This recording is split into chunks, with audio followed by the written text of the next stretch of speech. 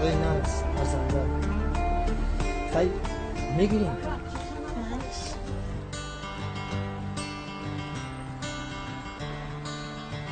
السلام علیکم. از شما میشه چیکار؟ همین توفا چیکار کا؟ کرکدیل نه؟ ها کرکدیل نغزو لیکن من پلنگ دیدم. پلنگ دیدم پلنگ. پلنگ نغزتر. رحمت کو سلامت باشید. سلامت باشید. السلام علیکم. چیکار شما خانم عزیز؟ سلامت کار بود ببخشید الان پلنگتون نرخش چند پول من پلنگتون همین نه من معقول شد من جدا هم معقول شد یعنی خود پلنگ خیلی نه نرخش گپ زنی نرخش چند پول 200 سومانی 200 سومانی همین یک بازیچه 200 سومانیه او نمیشه دیگه قیمت کو این صفتش نفس آخه من خودم هم تاجر لیکن به این درجه او قیمت نمیفروشم که من او نمیشه دی نمیشه خواهر جان نمیشه او کودک بیند او این تخه کف میشود قیمت بهیم اب نمیشد ارزان به علت یکان بازیچه دیگرش دیدن در کار خواهر جان مرحبا میبینی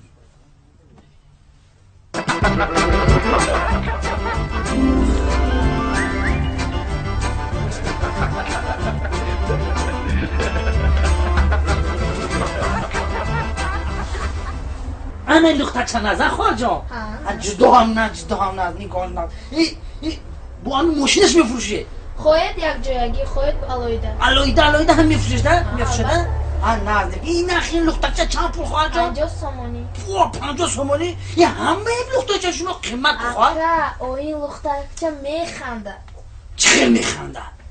میخندد من مرحبا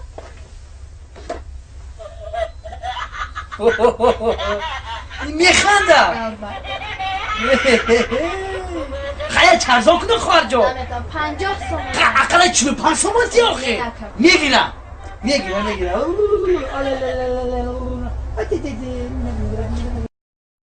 بگیرم خواهر یکش جای میشود از شامپول نگفته شما آدم عجایی بوده اید این ارزشش همه قدر اینجا بازار نه اینجا مغازه 48 تومان تین همه دو سو میگشن بخش آورده میتیه نگون هفته پا نه نمیشه اون ندارم آخی اون ندارم اون نیست همینجا نیست من ندارم اوزی پول 48 تومان تین آورده میتیه با خمالش خارجه خیلی مایلش اگه همون 2 سومان توفه رحمت آقا این دیگه خواهر جان